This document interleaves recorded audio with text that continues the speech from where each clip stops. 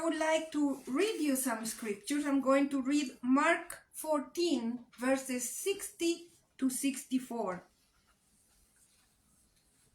Then the high priest stood up before them and asked Jesus, "Are you not going to answer?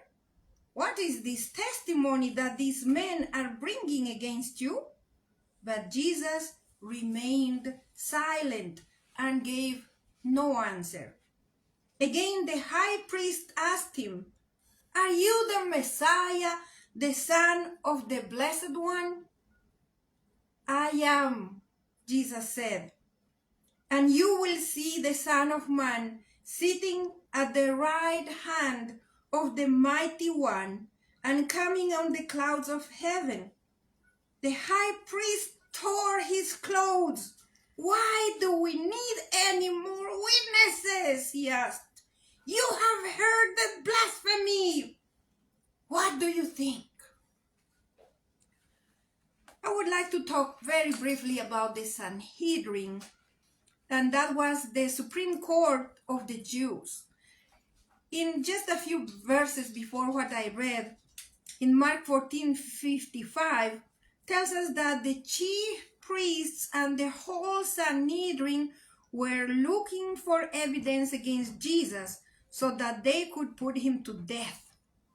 The religious leaders brought in false witnesses to testify against Jesus. The high priest demanded that Jesus respond to their accusations against him. Let me ask you this. What would you do if you were falsely accused and they bring false witnesses to speak against you? How would you respond to that? I can tell you my own story. When someone spoke so evil against me, my first reaction was to defend myself, to confront that person. And whenever other people confronted me about the falsehood that was being said about me, I tried to defend myself. And I learned that that's not the best way I should respond to false accusations or to false witnesses. Here we see Jesus. He remained silent. He did not answer anything to defend himself. And I truly understand that that's the best way to respond to false accusations or slander or any person speaking evil about me. Why? Because when you do that, you are turning this situation completely to God, for him to defend you. You don't have to defend yourself anymore. The high priest gets to the heart of the matter and the heart of Jesus' identity. Are you the Messiah, the Son of the Blessed One? Jesus' response is amazing. I am. That's all that Jesus said.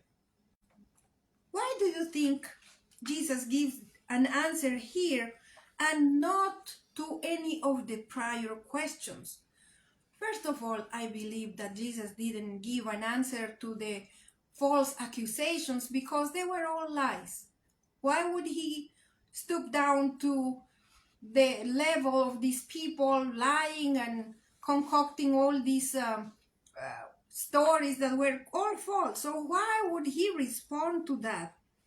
But at the same time, Jesus, before he would speak about himself, not in terms of being the Messiah, but this moment with the high priest, with all the Jewish authorities, it was the proper time for him to reveal his complete and his true identity as the Messiah, the Son of God.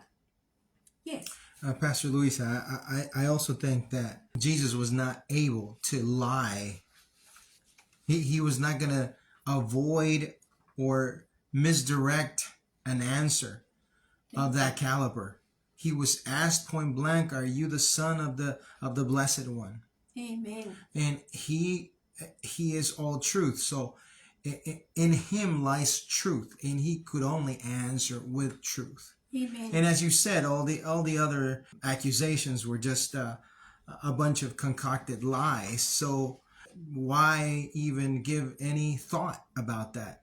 But Exactly. when he was asked point blank about the very truth of the whole thing, he had no other choice but to answer with truth. Thank you. Thank you, Brother Raul.